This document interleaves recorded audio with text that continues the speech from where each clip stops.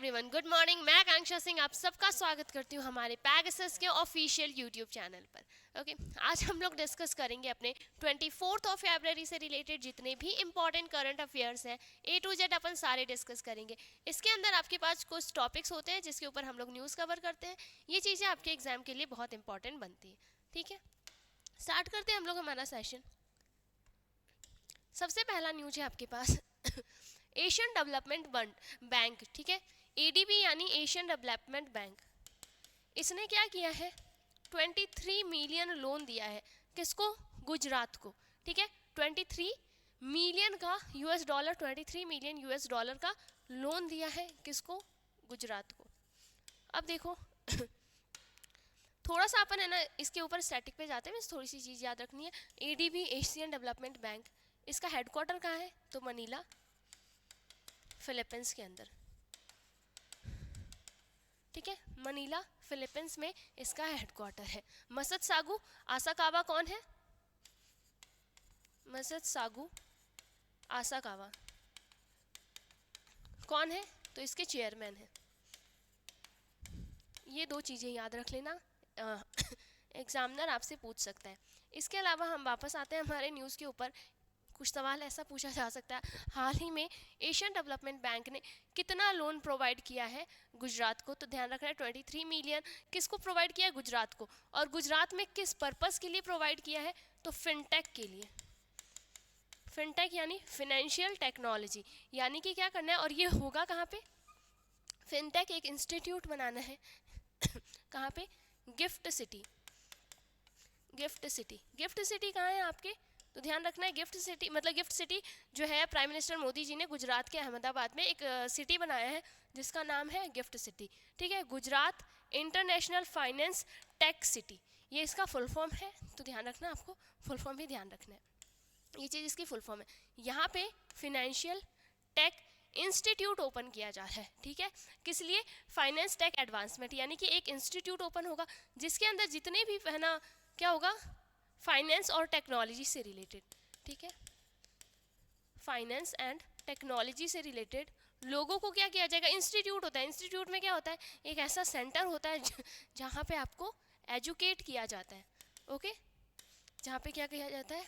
Educate किया जाता है। सेम चीज़ रहेगी यहाँ पे।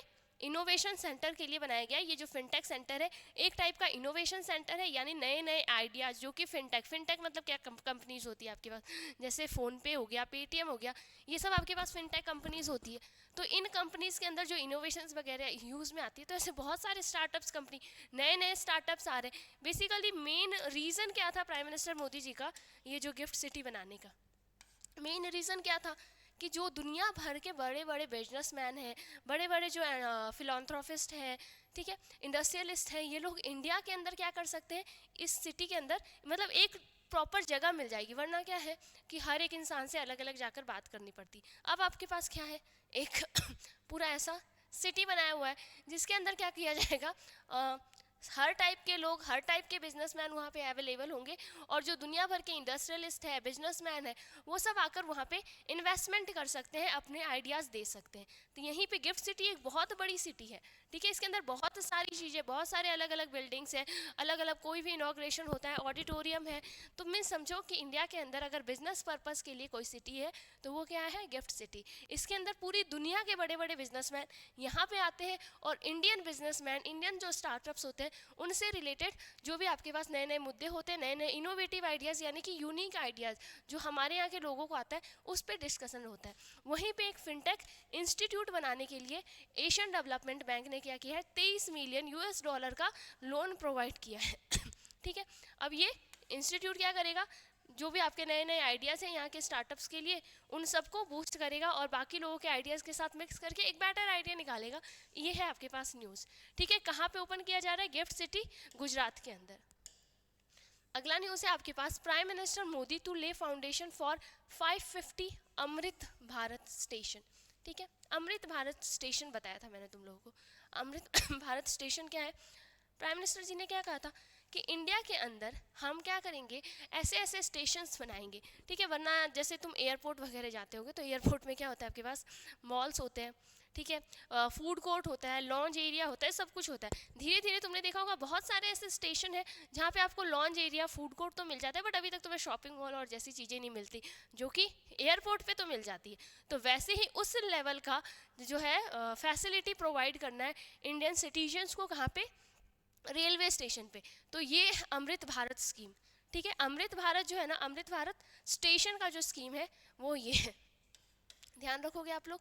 अब अभी अभी जो क्या होगा, 550 ऐसे अमृत भारत स्टेशन है जिसका क्या किया जाएगा, जो अनाउंस करेंगे प्राइम मिनिस्टर मोदी जी, कब, तो ध्यान रखना है कब, February 26 को, ठीक है February 26 को। और ये होगा कैसे, वर्चुअली होगा, या कि मतलब कि ऑनलाइन किया जाएगा, ऑनलाइन किया जाएगा, ठीक है। इसके अंदर टोटल 550 जो अलग अलग स्टेशन है, इन सब के साथ लाइव जोड़ा जाएगा। इसके अलावा ऐसे अपने पास लगभग कितने, 40,000, ठीक है, या ठीक है 40,000 आपके पास डिफरेंट स्कूल्स हैं, जहाँ भी जितने भी वहाँ पे स्टूडेंट्स हैं उन सब के साथ ऐसा समझो कि एक साथ इंडिया के अंदर एक लाइव प्रोग्राम चलेगा, जिसके अंदर अमृत भारत स्टेशन जो है, इससे रिलेटेड जो भी प्राइम मिनिस्टर मोदी जी उस समय स्पीच देंगे, ये ऑनलाइन स्पीच चलेगा।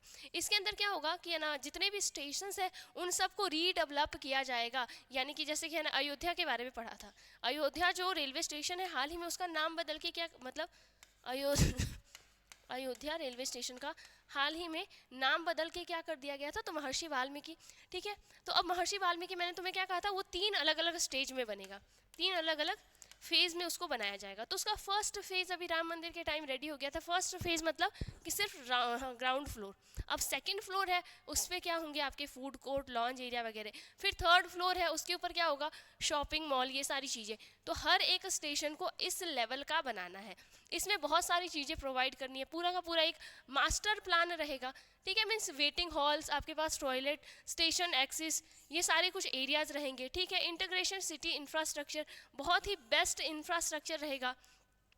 मीन्स समझ में आ रहा है, आपके एयरपोर्ट जो है, जैसे एयरपोर्ट्स होते हैं उस लेवल की फैसिलिटी आपको कहाँ प्रोवाइड की जा रही है, रेलवे स्टेशन के अंदर।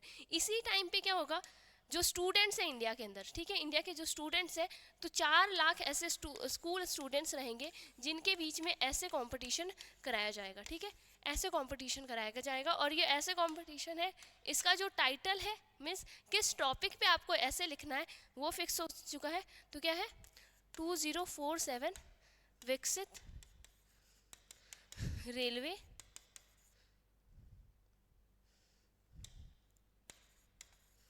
स्टेशन, ठीक है ये जो है इस बार का थीम है, यानी जितने भी 4 लाख स्टूडेंट्स होंगे वो लोग इसके अंदर पार्टिसिपेट करेंगे, और इसमें से जो टोटल 4,000 स्टूडेंट्स हैं उनको प्राइज मनी डिस्ट्रीब्यूट किया जाएगा। ये चीज़ आपके पास न्यूज़ है। बेसिकली मेन न्यूज़ क्या है कि 550 ऐसे अमृत भारत स्टेशन है जिसका कि इनॉग्रेशन करेंगे, अनाउंसमेंट करेंगे प्राइम मिनिस्टर नरेंद्र मोदी जी कि कौन कौन से स्टेशन है जिसको कि क्या किया जाएगा, बूस्ट किया जाएगा, जिसमें एडवांसमेंट लाया जाएगा। ओके, अगला न्यूज़ है आपके पास, India approves acquisition of BrahMos extend range supersonic cruise missile for navy. क्या है इसमें, देखो हमने स्टार्टिंग से जब ब्रह्मोस लॉन्च हुआ था हम तब से पढ़ाई कर रहे हैं। तो ब्रह्मोस जो लॉन्च हुआ है वो 3 अलग अलग फेज़ के अंदर है, यानी 3 अलग अलग रेंज के अंदर है, 3 रेंज, ठीक है। कौन कौन से 3 रेंज है, एक 300 किलोमीटर, एक है आपके पास 400 किलोमीटर, और एक है आपके पास 500 किलोमीटर जो अभी सबसे लेटेस्ट आया है। ओके, तो इन सब का क्या हुआ है, सफल टेस्ट किया गया है। और साथ ही साथ आपके पास क्या न्यूज़ है कि जो 200 ऐसे ब्रह्मोस बनाने हैं, यानी कि जो 400 तक तो पहले बनाया जाता था, अब 500 किलोमीटर रेंज वाला 200 नए ब्रह्मोस जो ये मिसाइल है ये बनाने का ऑर्डर दे दिया गया है, ठीक है। 200 ऐसे नए मिसाइल्स बनाने का, ब्रह्मोस मिसाइल बनाने का ऑर्डर दे दिया गया है। अब इसका टोटल कॉस्ट कितना है, बनाने में टोटल कितना कॉस्ट आएगा, तो 19,000 करोड़ रुपए इसका टोटल कॉस्ट आएगा, ठीक है। इसके अलावा जैसे कि ये जो ब्रह्मोस मिसाइल है ये इंडिया में बनाया गया है, सब मतलब इसमें जो मटेरियल यूज़ की गई है उसमें 75% जो बनाया गया है, मीन्स मटेरियल यूज़ किया गया है, पूरी इसकी जो टेक्नोलॉजी है, तो 75% इसमें इन्वॉल्वमेंट हमारे भारत का है, बाकी किसी और कंट्रीज़ का है, ठीक है। अलग अलग जगह से या तो हमने मटेरियल लिए हैं या हमने टेक्नोलॉजी यूज़ की है, ठीक है। 75% हमारे इंडिया का है। इसके अलावा ये इतना ज़्यादा सफल है वर्ल्ड के अंदर कि हमारे पास दूसरे कंट्रीज से भी ऑर्डर आया हुआ है। जैसे कि आप यहाँ देखो, फिलीपींस ने 375 मिलियन का क्या किया है, ऑर्डर दिया है किसको, इंडिया को, कि 375 मिलियन का ऑर्डर दिया है कि हमें ब्रह्मोस चाहिए। तो आपको ध्यान रखना है, ये वैल्यू भी ध्यान रखना है। ओके, अब ये है बनाएगा कौन, तो ब्रह्मोस एरोस्पेस, यहाँ देख लो, ठीक है, कौन बनाएगा, ब्रह्मोस एरोस्पेस। और ब्रह्मोस एरोस्पेस के जो चेयरपर्सन है उनका भी नाम याद रख लेंगे, अतुल राणे, ठीक है। चेयरपर्सन कौन है, अतुल राणे, ये नाम भी आपको याद रखना है, क्योंकि मे भी एग्जामिनर जो है क्वेश्चन इनके अलावा आपसे कुछ और भी पूछ सकता है। तो अतुल राणे कौन है, ब्रह्मोस के ब्रह्मोस एरोस्पेस के चेयरमैन है। ब्रह्मोस एरोस्पेस और मिनिस्ट्री ऑफ डिफेंस दोनों ने मिलके ये डील साइन करी है, ठीक है। इंडियन गवर्नमेंट यानी मिनिस्ट्री ऑफ डिफेंस और ब्रह्मोस एरोस्पेस ने डील साइन की है। इसके अंतर्गत क्या होगा, 200 ब्रह्मोस एक्सटेंडेड रेंज मतलब पहले 400 की रेंज थी, अब उसको बढ़ा के 500 का रेंज कर दिया, यानी 500 रेंज वाला क्या करना है, ऐसे cruise missile, supersonic cruise missile लेकर बनाना है, ठीक है। इसका टेस्ट फायर कहाँ किया जाता है, तो बेसिकली अपन देखें तो जो ये ब्रह्मोस मिसाइल है हर जगह यूज़ किया गया है, यानी कि सरफेस मिसाइल है, सरफेस टू सरफेस सुना होगा तुमने, air to surface missile, air to air missile, ठीक है। तो सरफेस मिसाइल पे, सरफेस पे भी चेक किया गया है, साथ ही साथ इंडियन एयरफोर्स द्वारा भी चेक किया गया है। और इसके अलावा जो हमारे सबमरीन्स होते हैं, ठीक है, सबमरीन्स के थ्रू भी इसको चेक किया गया है, यानी कि इसे हर जगह यूज़ किया जा सकता है। बहुत ही ज़्यादा वर्सेटाइल मिसाइल है, इसलिए दूसरी कंट्रीज़ भी हमें इसके लिए ऑर्डर्स दे रही है। समझ में आ गया क्या, बस मेन पॉइंट क्या याद रखोगे, 200 जो है नए मिसाइल्स बनाने, रेंज एक्सटेंड करके, ठीक है। पहले 400 का रेंज था, उसको एक्सटेंड करके 500 कर दिया गया है। इनिशियली जब सबसे पहली बार बनाया गया था तब ये 300 रेंज के साथ लॉन्च हुआ था, ठीक है, मीन्स 300 किलोमीटर तक ये जा सकता था। अब ये 500 किलोमीटर तक ये जा सकता है, इतनी चीज़ें ध्यान रख लेनी है आपको, ओके। और है ना अतुल राणे, ये नाम बहुत अच्छे से याद रख लेना, ओके। अगला है हमारे पास इनॉग्रेशन ऑफ राष्ट्रीय उद्यमिता विकास परियोजना एम्पावरिंग पीएम स्वनिधि बेनिफिशियरीज। इस न्यूज़ का क्या मतलब है, देखो इधर क्या है आपके पास, राष्ट्रीय उद्यमिता विकास परियोजना, ठीक है। ये एक ऐसा समझो, उद्यमिता मतलब समझते हो, उद्यमिता का मतलब होता है हमारे पास कि है ना खुद को शिक्षित करना, ओके। तो उनको स्किल बनाना, किनको स्किल बनाना, उनको ट्रेनिंग देना, किनको ट्रेनिंग देना, तो जो आपके स्वनिधि स्कीम के जो बेनिफिशियरीज है, स्वनिधि स्कीम के जो बेनिफिशियरीज है, स्वनिधि का मतलब क्या समझोगे, स्ट्रीट वेंडर आत्मनिर्भर निधि योजना, ठीक है। क्या हो जाएगा आपका, स्ट्रीट वेंडर आत्मनिर्भर निधि योजना, इसके बेनिफिशियरीज। ये जो स्कीम है ये कब लॉन्च किया गया था आपके, तो ये स्कीम लॉन्च किया गया था आपके 1 जून 2020 को, ठीक है।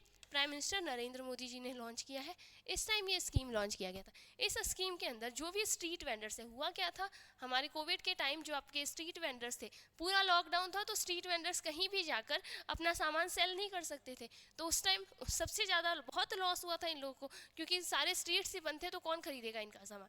तो स्पेशली स्ट्रीट वेंडर्स के लिए क्या किया गया था बीजेपी सरकार ने ये स्वनिधि योजना लॉन्च किया था।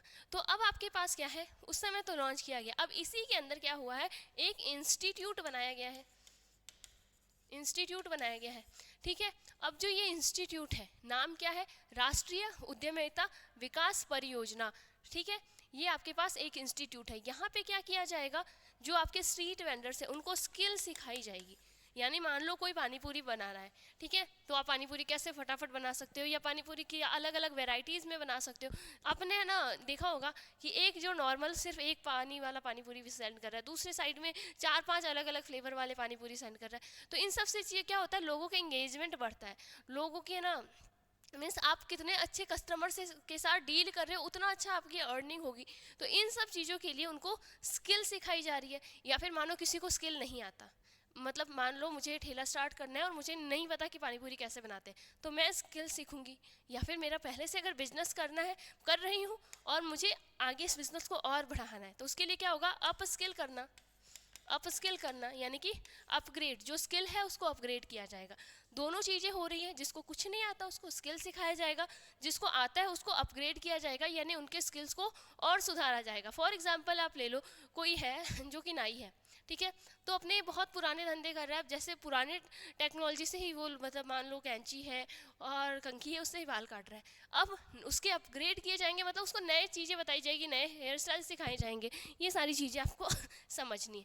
और इसके अलावा क्या किया गया है, फ्लिपकार्ट ने इनके साथ क्या किया है, कोलैबोरेशन किया है। यानी कि जो फ्लिपकार्ट है, ठीक है, फ्लिपकार्ट है, ये क्या करेगा, जो स्किल सिखाए जाएंगे उनसे बने हुए जो प्रोडक्ट्स हैं उसको अपने मार्केट पे सेल करेगा। ठीक है, अपना जो ई कॉमर्स है इसके वेबसाइट पे सेल करेगा। तो फ्लिपकार्ट नाम भी तुम्हें अच्छे से याद रखना है। और इसकी अगर अपन बात करें, राष्ट्रीय उद्यमिता विकास परियोजना है कौन, उद्यमिता से क्या, skill development, skill development minister हमारे कौन है, तो ये चीज़ लॉन्च की गई है धर्मेंद्र प्रधान द्वारा। धर्मेंद्र प्रधान द्वारा क्या किया गया है, ये जो है लॉन्च किया गया है, ये भी ध्यान रखना है। आपके education minister, skill development minister, ये सब कौन है हमारे, तो धर्मेंद्र प्रधान जी हैं। फ्लिपकार्ट क्या करेगा, फ्लिपकार्ट इसी के अंदर एक पार्टनरशिप की रोल प्ले करेगा। यानी कि जैसे गवर्नमेंट तो काम कर ही रही है, हमेशा होता है ना, इससे पहले हमने जियो मार्ट वाला पढ़ा था कि जियो मार्ट क्या करेगा, जो सेल्फ हेल्प ग्रुप्स की वुमेन है, यानी कि जो महिलाएं अपने छोटे छोटे काम करती है, जैसे कि कोई ब्लाउज सीने का या बास्केट्स बनाने का, तो उनकी हेल्प कौन कर रही थी, जियो मार्ट। और जियो मार्ट उनको ट्रेनिंग दे रही थी, फिर ट्रेनिंग की हेल्प से वो महिलाएं अपने प्रोडक्ट्स बनाएगी, फिर वो बनाए हुए प्रोडक्ट्स जियो मार्ट अपने प्लेटफॉर्म पे सेल करेगा। तो इस तरीके से दोनों के बीच में कोलैबोरेशन हुआ। वैसा ही कोलैबोरेशन यहाँ है कि स्ट्रीट वेंडर्स हैं, उनको स्किल भी सिखाने में हेल्प करेगी फ्लिपकार्ट, और साथ ही साथ उनके बनाए हुए प्रोडक्ट्स को अपने प्लेटफॉर्म पे सेल करेगी। समझ में आ गया। स्वनिधि योजना के साथ लिंक कौन हुआ है, तो फ्लिपकार्ट हुआ है। ये नाम भी आपको बहुत सही से याद रखना है। आगे चलते हैं, ठीक है। ट्राई लेटरल एक्सरसाइज है दोस्ती 16 किक ऑफ इन मालदीव्स, ठीक है, मालदीव्स के अंदर ये एक्सरसाइज रहा है। वैसे तो ये भी बहुत ज़्यादा कंट्रोवर्सी के साथ ये एक्सरसाइज रहा है, क्योंकि अगर तुमने ये चीज़ पढ़ी होगी, लक्षद्वीप वर्सेस मालदीव्स, ठीक है, इसके बाद से ही इंडिया और मालदीव्स के बीच में जो रिलेशंस है वो बिल्कुल अच्छे नहीं है, काफ़ी कुछ ख़राब हो गया है। बट ये जो एक्सरसाइज है ये स्टार्ट हुआ था, अभी ये ट्राइलेटरल एक्सरसाइज हो गई है, ठीक है। यानी कि अब इसमें 3 कंट्रीज है। जब स्टार्टिंग में ये 91 में जब दोस्ती एक्सरसाइज आई थी, तब इसके अंदर सिर्फ मालदीव्स और इंडिया ही इसके पार्ट थे, ठीक है, मालदीव्स और इंडिया ही इसके पार्ट थे। बाद में लेटर इसको श्रीलंका ने ज्वाइन कर लिया था, बाद में इसको श्रीलंका भी इसकी पार्ट बन गई। इस बार जो ये ट्राई लेटरल एक्सरसाइज रही है दोस्ती 16, ठीक है, ये कहाँ पे हुई है, तो ध्यान रखना है, दोस्ती 16 जो है कहाँ पे रही है, तो मालदीव्स के अंदर रही है। कौन से 3 कंट्रीज ने पार्टिसिपेट किया है, ट्राईलेटरल है, बाईलेटरल होता तो 2 कंट्री पार्टिसिपेट करती, ट्राईलेटरल है यानी 3 कंट्री। 3 कंट्रीज कौन कौन सी है तुम्हारे पास, तो ध्यान रखना है, श्रीलंका, मालदीव्स और इंडिया, ये 3 कंट्रीज है तुम्हारे पास जिसने कि पार्टिसिपेट किया। इसके अलावा एक स्पेशल बात क्या है दोस्ती 16 के अंदर, कि इसके अंदर जो बांग्लादेश है, ठीक है, ये ऑब्जर्वर है।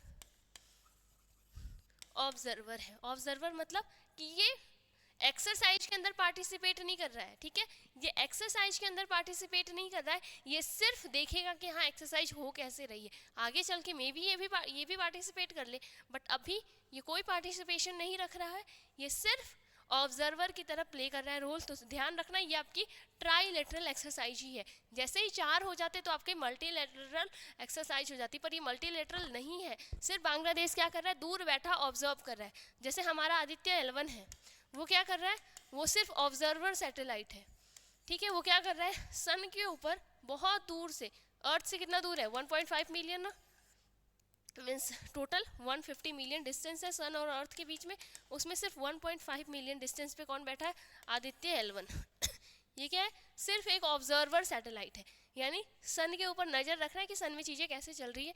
तो ये भी सवाल आपसे पूछा जाता है कि आदित्य L1 है वो किस टाइप का सैटेलाइट है। जैसे हमारा चंद्रयान 3 था, तो चंद्रयान 3 कैसा था, वो लैंड हुआ मून पे, है ना, वो मून पे लैंड हुआ, उसके बाद उसने एक एक चीज़ के सैंपल्स वगैरह लिए, फोटोज़ वगैरह लिए। ये सन पे तो लैंड करना वैसे पॉसिबल ही नहीं है, पर हाँ जैसे आपका पार्कर है, तो पार्कर कहाँ है, पार्कर एकदम सन के यहाँ पास में है, ठीक है, पार्कर सिर्फ 5 मिलियन किलोमीटर दूर है, वही हमारा लगभग कितना मिलियन किलोमीटर दूर है, 149 के लगभग। चलिए नेक्स्ट, अगला है Sri Lanka to host international Gita Mahotsav 5th edition from March 1। International Gita Mahotsav इस बार कौन होस्ट करेगा, तो ध्यान रखना है श्रीलंका होस्ट करेगा कौन सा एडिशन है, 5th एडिशन है, इतना पॉइंट बहुत इंपॉर्टेंट है। इसके अलावा जो तुम्हारे 4 एडिशन पहले रह चुके हैं वो कहाँ कहाँ रहा है, फर्स्ट मॉरिशस के अंदर, सेकंड लंदन के अंदर, थर्ड कनाडा के अंदर और फोर्थ ऑस्ट्रिया के अंदर, यानी कि इसके पहले 4 अलग अलग जगह है जहाँ पे आपका गीता महोत्सव जो है, इंटरनेशनल गीता महोत्सव पहले होस्ट करा जा चुका है। वो आपके पास ये स्टेट है, श्रीलंका इस बार होस्ट कर रहा है, ठीक है। अगर हम लोग इसकी बात करें, 1 मार्च से स्टार्ट होगा और 1 से 3 मार्च तक ये इवेंट चलेगा, ठीक है। कब तक चलेगा, 1 मार्च से 3 मार्च तक। अब देखो, कुरुक्षेत्र डेवलपमेंट बोर्ड, जब ऐसे कोई ऑर्गेनाइजेशन होता है इसका भी नाम याद रखना है। गीता महोत्सव करवा कौन रही है, तो कुरुक्षेत्र डेवलपमेंट बोर्ड और श्रीलंका गवर्नमेंट, इन दोनों का जॉइंट इनिशिएटिव है इस पर्पस के लिए। अब देखो श्रीलंका करवा रही है, तो श्रीलंका में भी है ना गीता से रिलेटेड, जैसे पहले हमारा पूरा इंडिया और श्रीलंका हम सब एक ही कंट्री थे, तो हमारा हिस्ट्री उनका हिस्ट्री काफ़ी, हम सब के आपस में हिस्ट्री काफ़ी मिले जुले हैं, ठीक है। तो ये होस्ट करवा रही है। वैसे गीता की बात करें तो गीता एक बहुत ही ज़्यादा अच्छी बुक है जिसे वर्ल्ड लेवल पे रिकॉग्नाइज किया जाता है, क्योंकि उसके अंदर कुछ बातें ऐसी हैं जो कि नए नए आइडियाज़ देती है। इसके अलावा और क्या होगा, जो गीता की जो बुक है, इसी टाइम एक गीता की बुक पब्लिश करी जाएगी श्रीलंका में, और वो जो श्रीलंकन पार्लियामेंट है, श्रीलंका का जो पार्लियामेंट है, वहाँ पे उस बुक को प्लेस किया जाएगा, ठीक है। वहाँ पे उस बुक को प्लेस किया जाएगा फॉर अ रिकॉग्निशन। नहीं होता, हम कुछ चीज़ें करते हैं, उसके बाद हम एज अ रिमेम्बरेंस, याद रखने के लिए, मोमेंटम की तरह हम उसे अपने पास रख लेते हैं। तो फॉर दैट पर्सन थिंग क्या होगा, श्रीलंका पार्लियामेंट के अंदर एक गीता की बुक भी इस्टेब्लिश करी जाएगी। मेन बात क्या ध्यान रखना है आपको, जो इंटरनेशनल गीता महोत्सव है इस बार कौन होस्ट कर रहा है, इस बार श्रीलंका होस्ट कर रहा है। एडिशन कौन सा है आपके, तो इस बार 5th एडिशन है। इसके पहले 4 डिफरेंट एडिशंस रह चुके हैं, Mauritius, London, Canada and Austria के अंदर, ओके।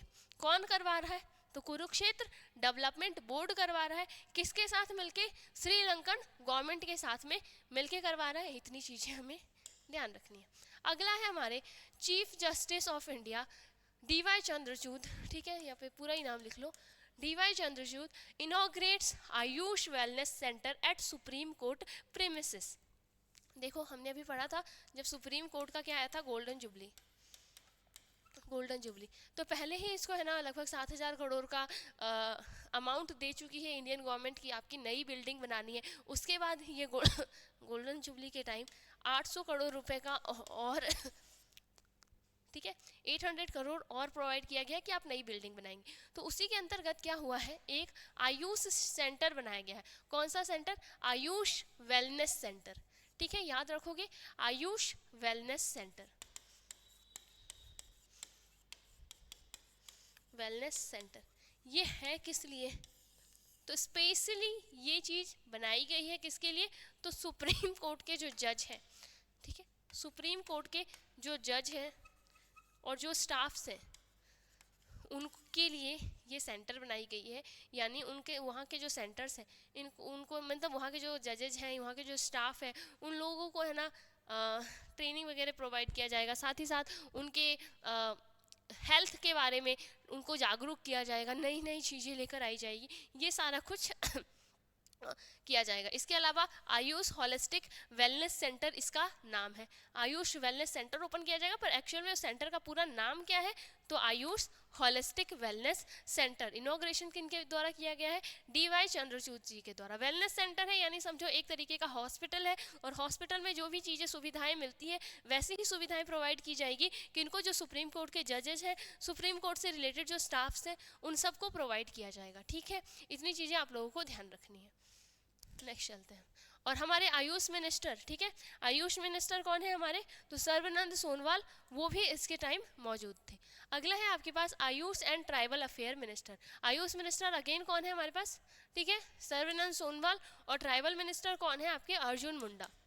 ओके, तो आयुष मिनिस्टर और tribal affair minister launches joint initiative for tribal student health. Tribal students health यानी कि जो ट्राइबल स्टूडेंट्स हैं, ठीक है, जनजाति जो स्टूडेंट्स हैं, ट्राइबल स्टूडेंट्स, इनकी हेल्थ के लिए एक प्रोग्राम लेकर आ रही है। क्या है? Eklavya model residential school. जो जितने भी एकलव्य मॉडल रेजिडेंशियल स्कूल्स हैं वहाँ पे जो स्टूडेंट्स पढ़ रहे हैं, ठीक है, वहाँ पे जो भी डिफरेंट स्टूडेंट्स पढ़ रहे हैं, टोटल बात करें तो टोटल ऐसे 55 स्कूल्स की बात हो रही है, 55 स्कूल्स, जो कि कितने? 14 अलग अलग स्टेट्स के अंदर है। इन स्टेट्स के अंदर क्या किया जाएगा? तो ध्यान रखना है, ने एक ऐसा इनिशिएटिव लॉन्च किया है ट्राइबल स्टूडेंट हेल्थ, यानी कि जो ट्राइबल स्टूडेंट्स हैं, जैसे कि तुम्हारे पास गवर्नमेंट स्कूल्स के तुमने सुने होंगे मिड डे मील दिया, मिड डे मील परियोजना होता है, और उनके है ना न्यूट्रिशन, माल न्यूट्रिशन, इन सब के ऊपर वर्क किया जाता है। तो वैसे ही जो एकलव्य स्कूल के जो स्टूडेंट्स हैं उनमें अगर कोई बच्चा कुपोषित है, उनके मतलब डेली उनके हेल्थ वगैरह का चेकअप किया जाएगा, हेल्थ चेकअप, ये सारी चीज़ें रहेंगी। ओके, हेल्थ चेकअप रहेगा, उनके माल न्यूट्रिशन, उनको कोई कमी है, उनके डेली मीन्स है ना पूरा हेल्थ चेकअप तो रहा ही, साथ ही साथ उनके डाइट प्रोवाइड की जाएगी। ठीक है, जैसे आपके नॉर्मल गवर्नमेंट स्कूल्स में होता है। ठीक है, जैसी सी इतना तो सुना है ना, आपके मिड डे मील चलता है सुबह, आपको जो गवर्नमेंट स्कूल्स होते हैं उसमें फ्रूट्स वगैरह प्रोवाइड किया जाता है। तो वही सारी चीज़ें हैं, कहाँ पे प्रोवाइड किया जाएगा? जो एकलव्य रेजिडेंशियल स्कूल से। और एकलव्य रेजिडेंशियल स्कूल स्पेशली किन के लिए होते हैं? जो ट्राइबल स्टूडेंट्स होते हैं, ठीक है, जो जनजाति के जो विद्यार्थी होते हैं उनके लिए होता है। लॉन्च किन 2 डिपार्टमेंट के द्वारा किया गया है, ये ज़्यादा इंपॉर्टेंट है। ठीक है, किन 2 डिपार्टमेंट्स के द्वारा किया गया है? आयुष मिनिस्ट्री और ट्राइबल मिनिस्ट्री, दोनों के द्वारा। आयुष मिनिस्टर कौन है? सर्बानंद सोनोवाल। और ट्राइबल मिनिस्टर कौन है हमारे? अर्जुन मुंडा। ये दोनों नाम बहुत अच्छे से याद रखना है। कितने स्कूल्स हैं? 55 टोटल स्कूल्स हैं, टोटल 14 स्टेट्स के अंदर। इसमें जितने भी स्टूडेंट्स हैं उन सब का पूरा डेली हेल्थ चेकअप रहेगा।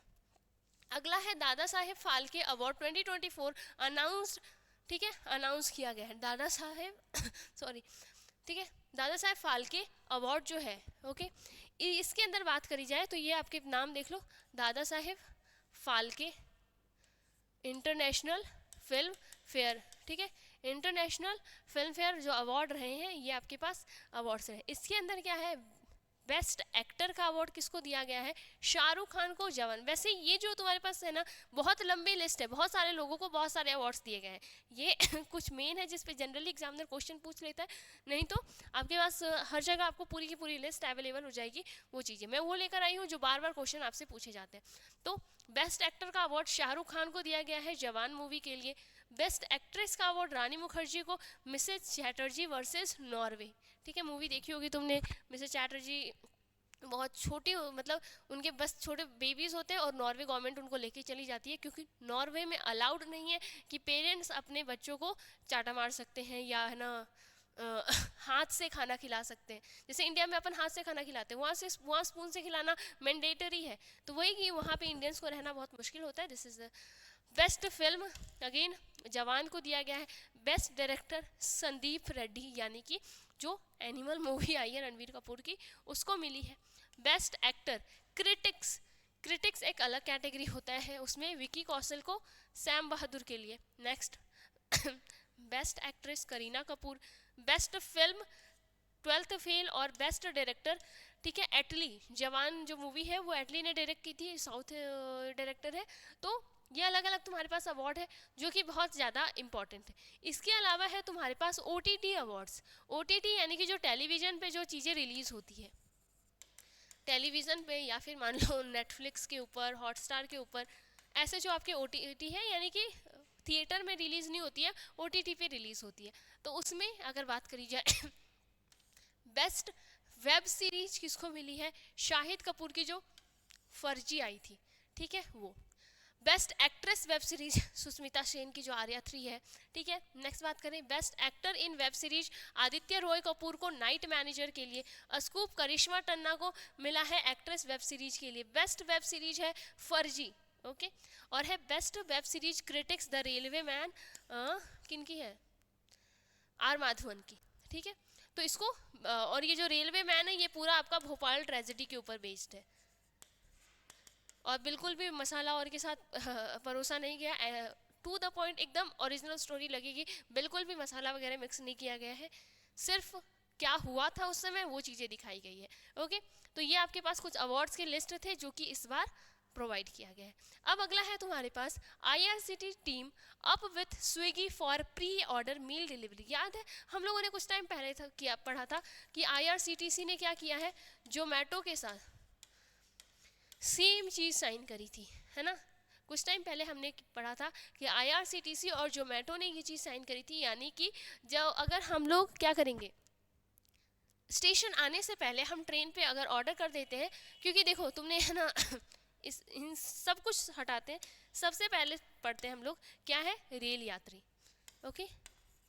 रेल यात्री, इसी के अंदर आपके पास एक आता है रेल रेस्ट्रो, ओके। चलो रेल यात्री भूलो, ये याद रखो rail restro. Rail restro IRCTC का ही एक है ना वेबसाइट है जो कि क्या करती है, आप रेल जैसे कि है ना हम क्या करते हैं, ट्रेन पे होते हैं, तो ट्रेन पे आपके पास है ना ट्रेन की जो कैटरिंग होती है वो आती है आपसे पूछने कि हमें खाना कि है ना लंच डिनर जो भी आती है वो आपसे पूछने आती है, फिर आपको आपके स्टेशन आपके सीट पे आपको खाना मिल जाता है।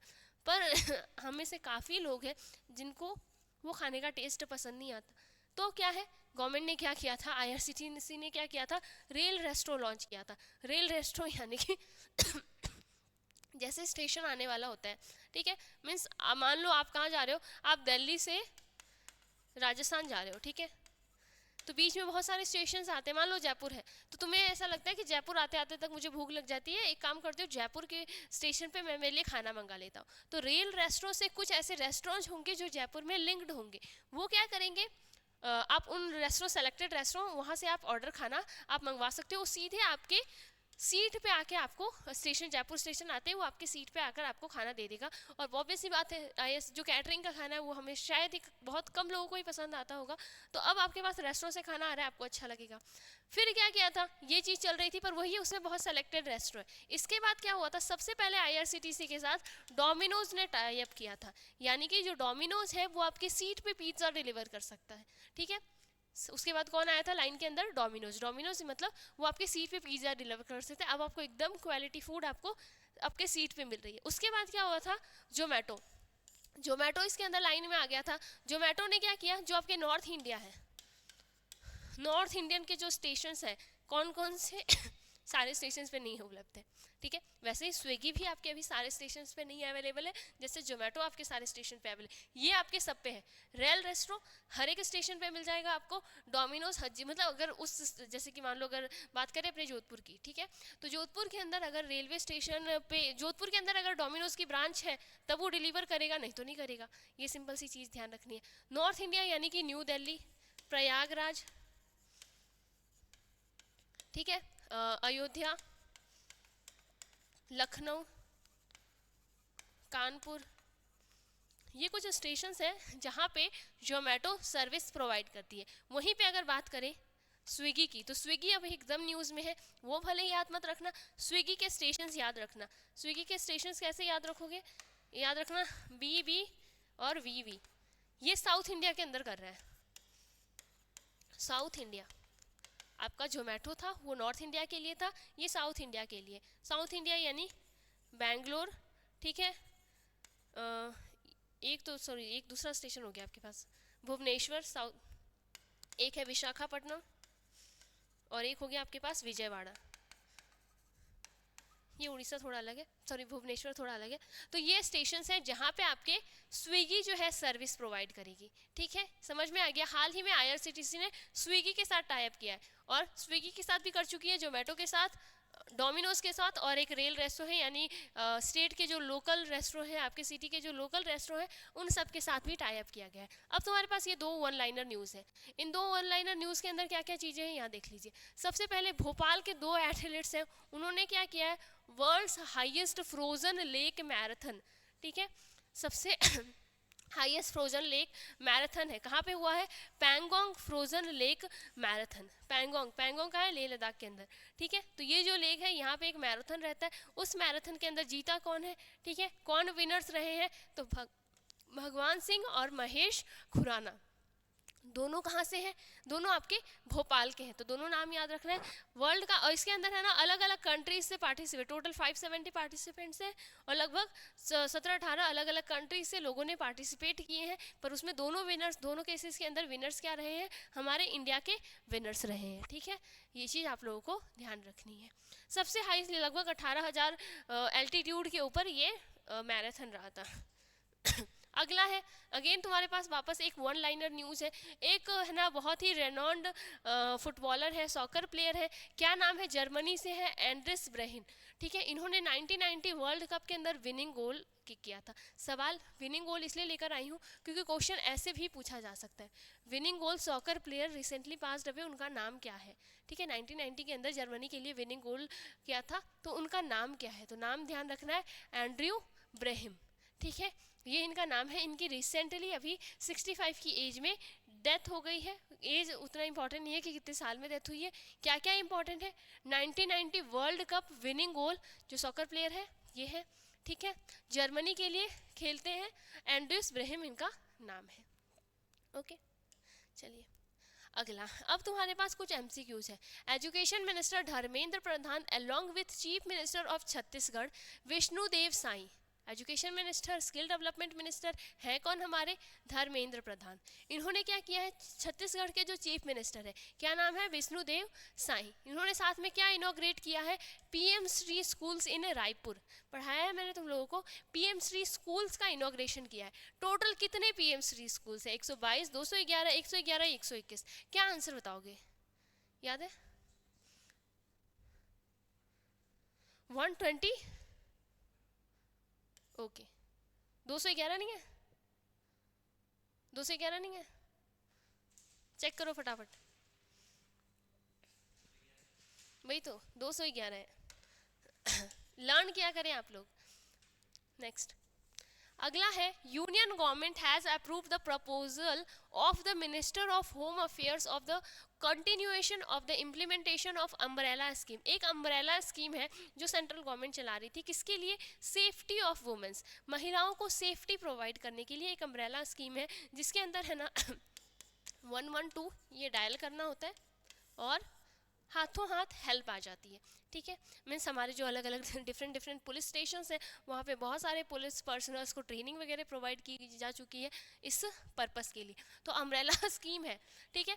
इसकी टोटल जो है ना बजट कितना है, 1180 करोड़ रुपए टोटल बजट है। इसके टेन्योर को क्या करा दिया है, बढ़ा दिया गया है, ठीक है। कहाँ लिखा है, कंटिन्यूएशन, यानी कि इसको और बढ़ा दिया गया है। 21-22 से स्टार्ट हुआ था, तो इसको कितने साल के लिए बढ़ा दिया गया, तो ध्यान रखना अभी 25-26 तक के लिए बढ़ा दिया। जब भी कोई भी स्कीम लॉन्च होता है, उस समय स्कीम लॉन्च होता है, उसके बाद हम देखते हैं कि ये स्कीम मतलब पहले जब लॉन्च होता है तो 1 साल के लिए, 3 साल के लिए, 5 साल के लिए अपने हिसाब से लॉन्च किया जाता है। अगर कोई बहुत बड़ा डेवलपमेंट प्रोजेक्ट है तब आपके 10 साल के लिए लॉन्च किया जा सकता है कि चलो देखते हैं 10 साल में कितना फ़ायदा करता है। वैसे ही स्कीम लॉन्च की गई थी। अब फिर क्या होता है कि देखा जाता है कि हाँ ठीक है, ये अच्छा काम कर रहा है या इससे हमें मतलब कंट्री को फ़ायदा मिल रहा है, तब इसको क्या करते हैं, इसको और एक्सटेंड कर देते हैं, ठीक है। जैसे कि अगर हम लोग बात करें तो आपके जो है ना अन्न योजना था, ठीक है, या फिर है ना अंत्योदय योजना है, इन सब को धीरे धीरे एक्सटेंड करते गए, तो यही सब चीज़ होती है। तो इसमें क्या होता है, जो आपका अम्ब्रेला स्कीम है, सेफ्टी फॉर वुमेन्स है, इसको 2025-26 तक के लिए क्या कर दिया है, इंक्रीज कर दिया गया, एक्सटेंड कर दिया गया है। और जो इमरजेंसी डायल नंबर है 112, ये आप लोगों को ध्यान रखना है। अगला, NTPC limited will set up India's largest green hydrogen production facility in which state. क्या है? NTPC अपना ग्रीन हाइड्रोजन प्रोडक्शन, हमने बहुत सारी चीज़ें पढ़ी है ग्रीन हाइड्रोजन से, ओके। इसका क्या कर रही है? इसका सेंटर ओपन कर रही है। कहाँ पे कर रही है? तो ध्यान रखना, आंध्र प्रदेश के अंदर कर रही है, ओके। ये कुछ आपके वन लाइनर न्यूज़ है जिसमें आपको बहुत डिटेल में घुसने की जरूरत नहीं है, इसलिए ऐसे MCQ इसके फॉर्म में लेकर आई हूँ। क्या है? NTPC लिमिटेड ने क्या किया है? ग्रीन हाइड्रोजन के लिए आंध्र प्रदेश में अपना सेंटर ओपन करने वाली है। अगला चले, at which place have scientist discovered world's largest snake. ठीक है, 26 फीट का एक स्नेक मिला है। कितने का? 26 फीट का। और इसे कहा गया है ये अभी तक दुनिया में पाया गया सबसे बड़ा स्नेक है। तो और है ना, हाँ, ये कौन से फॉरेस्ट में पाया गया है? Amazon rain forest, Atlantic forest, the black forest या सिनहराजा फॉरेस्ट। याद रखना है, अमेज़न फॉरेस्ट के अंदर ये 26 फीट का सबसे बड़ा जो है ना पाइथन कह सकते हैं, मैमोथ कह सकते हैं, ये मिला है। नेक्स्ट है तुम्हारे पास, which cricketer has become the fastest batter to notch 10,000 run. 10,000 run बना लिए। फास्टेस्ट T20s के अंदर 10,000 रन बनाने वाला प्लेयर कौन है? तो ध्यान रखना है, बाबर आजम। ठीक है, पाकिस्तान के प्लेयर है बाबर आजम, ये करेक्ट आंसर बनेगा। अगला है, ठीक है, Morgan Stanley project India GDP growth financial year 25 how much %। देखो ये क्वेश्चन मैं जनरली कभी नहीं लाती हूँ, बीच बीच में 1 महीने के अंदर एक बार लेकर आ जाती हूँ, ताकि अगर कोई नया इंसान जुड़े उसे पता होना चाहिए। ये वाले क्वेश्चन आपको डेली नहीं पढ़ने होते। जैसे ही आपके पास GDP ग्रोथ वाले क्वेश्चन है, इसको डेली नहीं पढ़ने होते। जब तुम्हारा एग्जाम है, ठीक है, तो कुछ नहीं करना है, एग्जाम के 2 दिन पहले तुम पिछले 3 महीने का, ठीक है, 3 महीने का डेटा लर्न करना होता है। अलग अलग इंस्टीट्यूट होती है, अलग अलग ऑर्गेनाइजेशन होती है जो हमारे इंडिया का या फिर है ना किसी भी अलग अलग सेक्टर्स के क्या करती है, GDP ग्रोथ निकालती है। तो अभी आपके पास क्या है, मॉर्गन स्टैनले ने इंडिया की GDP ग्रोथ को क्या एस्टिमेट किया है कि 6.5% रहेगा। और कैसे कैसे डेटाज निकालती है वो भी देख लो, हर महीने नहीं पढ़ना होता है, ठीक है। ये ऐसे कुछ अलग अलग इंस्टीट्यूट होती है जो डेटा प्रिडिक्ट करती है। तो आप हर महीने, ऑब्वियस सी बात है, इतने डेटा तुम लोग नहीं पढ़ पाओगे, है ना। हर महीने हम लोग इतना डेटा नहीं पढ़ पाएंगे। कुछ नहीं करना, हर महीने नहीं पढ़ना होता है, पर एग्जाम के पहले पढ़ना बहुत ज़रूरी होता है, क्योंकि ऐसे सवाल आते हैं। जैसे कि मान लो मॉर्गन स्टैनले ने फाइनेंशियल ईयर 24 के लिए कितना रखा है, तो 6.9, 25 के लिए कितना करा है, तो 6.5। वैसे ही IMF ने क्या करा है, 24 के लिए 6.7। ये सारी चीज़ें हम लोग को उस समय एग्जाम के टाइम पढ़ना बहुत ही ज़्यादा ज़रूरी होता है, बहुत ही ज़्यादा मैंडेटरी होता है, बाकी नहीं पढ़ना है। और कौन कौन से ज़्यादा इंपॉर्टेंट होते हैं, जैसे कि मान लो एशियन डेवलपमेंट बैंक है, DBS इंपॉर्टेंट है, वर्ल्ड बैंक है, IMF है, मॉर्गन स्टैनले है, ठीक है। इसके अलावा जो हमारा SBI है, इंडिया जो SBI बैंक है, ये भी है ना प्रिडिक्शन करती है। तो इन सब के प्रिडिक्शंस बहुत इंपॉर्टेंट रहता है कि इंडिया का ग्रोथ अब इस साल क्या रहने वाला है। ये चीज़ बहुत इंपॉर्टेंट बनती है एग्जाम पॉइंट ऑफ व्यू से। तो रोज़ रोज़, क्योंकि हर कुछ दिन बाद क्या होगा कि जैसे मान लो अभी मॉर्गन स्टैनले ने 6.5 बताया, और कल परसों मतलब हफ्ते भर के अंदर इसके पास कोई नया डेटा आ जाता है, या कोई कंपनी है वो बहुत ज़्यादा डाउनफॉल में चली जाती है, तो ये क्या करेगी, 6.5 की जगह 6% भी कर सकती है। या फिर कोई मान लो अडानी अचानक से बूस्ट करने लग गई, तो क्या होगा, 6.5 से 6.7 भी कर सकती है। तो इस पर डिपेंड करता है। तो ये बहुत जल्दी फ्रिक्वेंटली चेंज होते हैं। करना क्या है, सिर्फ एग्जाम से 2-3 दिन पहले तुम्हें सारे डेटाज उठाने हैं और रटने हैं।